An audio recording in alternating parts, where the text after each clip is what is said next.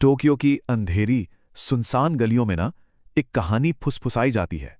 एक ऐसी आत्मा की कहानी जिसका सामना करने की हिम्मत शायद ही कोई करना चाहेगा। ये कहानी है कुचिसाके ओना की। बस एक सीधा सा सवाल, लेकिन जरा सोचिए, इसी सवाल का जवाब जिंदगी और मौत के बीच की लकीर खींच देता है। एक गलत जवाब और आपकी किस्मत हमेशा हमेशा के लिए बदल सकती है। तो चलिए इस खौफ को महसूस करने के लिए मिलते हैं ऐना से, एक नौजवान लड़की जो टोक्यो की एक सर्द रात में अपनी लंबी शिफ्ट के बाद अकेले घर लौट रही थी। माहौल में एक अजीब सी खामोशी थी, इतनी खामोशी कि आना को अपनी ही हील्स की खटखट की आवाज कानों में चुभ रही थी। गली इतनी अंधेरी थी कि शहर की जगमगाती रोशनियां भी यहां आकर जैसे दम तोड़ देती थीं। तभी आना को महसूस हुआ जैसे कोई उसके पीछे चल रहा है। एक लंबी सी परछाई जमीन पर रेंग रही थी, पर सबसे अजीब बात यह थी कि उसे अपने कदमों के सिवा और कोई आहट सुनाई नहीं दे रही थी। और तभी अचानक एक औरत उसके ठीक सामने आकर खड़ी हो गई। लंबे कोट और एक सफेद सर्जिकल मास्क में उसका चेहरा लगभग छिपा हुआ था। बाल आंखों पर बिखरे थे, जिससे उसे पहचानना नामुमकिन था। उस औरत ने अपनी डरावनी शांत आवाज में पूछा, क्या मैं सुंदर हूं? ऐना को लगा शायद ये कोई मजाक है, कोई दोस्त होगी। उसने मुस्कुराकर कहा, हाँ तुम बहुत सुंदर हो। लेकिन अगले ही पल जब उस औरत ने अपना मास्क नीचे किया, ऐना की मुस्कान खौफ में जम गई। मास्क के पीछे कोई चेहरा नहीं, बल्कि एक भयानक घाव था। उस औरत का मुंह एक कान से दूसरे कान तक बेरहमी से चीरा हुआ था और उसके खून से सने दांत एक शैतानी मुस्कान में चमक रहे थे। इससे पहले कि आना चीख पाती, उस औरत ने अपने कोट से एक बड़ी जंग लगी कैंची निकाली। कैंची के खुलने और बंद होने की कट-कट की आवाज उस खामोशी में गूंज उठी। आना अपनी जान बचाने के लिए बेतहाशा भागी, लेकिन वो उस आत्मा से भाग नहीं सकी। अगली सुबह आना की लाश उसी गली में मिली। उसका चेहरा ठीक उसी तरह काट दिया गया था।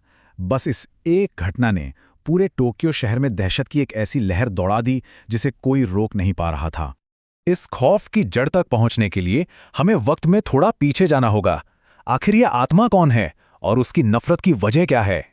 इसका नाम है कुचिसाके ओना, जिसका मतलब है फटे मुंह वाली औरत। एक ऐसी आत्मा जो धोखे और दर्द से बनी है और अब सिर्फ बदला लेना चाहती है। असल में उसकी कहानी एक बहुत ही दुखद कहानी है। वो इतनी खूबसूरत थी कि उसकी खूबसूरती ही उसके पति की जलन और पागलपन की वजह बन गई। उसे शक था कि उसकी पत्नी उसे धोखा दे रही है और इसी गुस्से की आग में उसने उसकी पहचान, उसका चेहरा ही छीन लिया। इसी दर्द और अपमान ने उसे एक ऐसी आत्मा में बदल दिया जो अब दूसरों को भी अपनी ही तरह खूबसूरत बनाना चाहती है। जब शहर में एक के बाद एक मौतें होने लगीं, तो पुजारी होशुमा ने फैसला किया कि इस सिलसिले को अब खत्म करना ही होगा। उन्होंने उस आत्मा का सामना करने की ठान ली। होशुमा आधी रात को टोक्यो की उन्हीं बदनाम गलियों में पहुंचे। जब कुचिसाके ओना ने अपना मास्क हटाया तो होशुमा डरे नहीं। उन्होंने पूरी हिम्मत से पवित्र मंत्र पढ़े और नमक और ताबीज उसकी तरफ फेंक दिया। आत्मा एक दर्दनाक चीख के साथ हवा में गायब हो गई। शहर ने राहत की सांस ली। सबको लगा कि बुराई का अंत हो गया।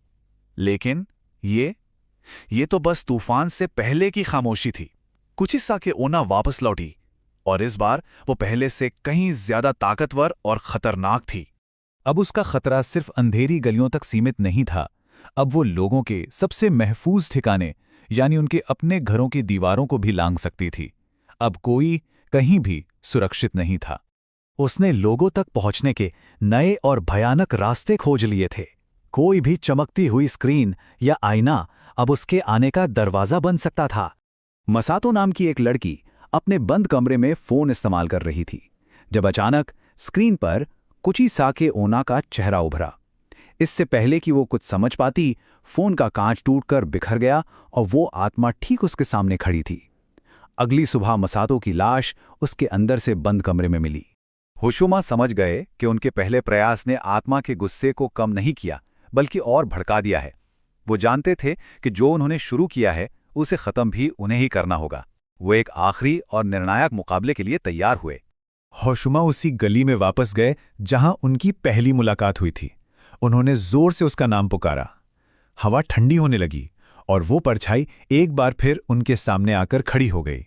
लेकिन इस बार होशुमा के हाथ में कोई ताबीज या मंत्र नहीं थे।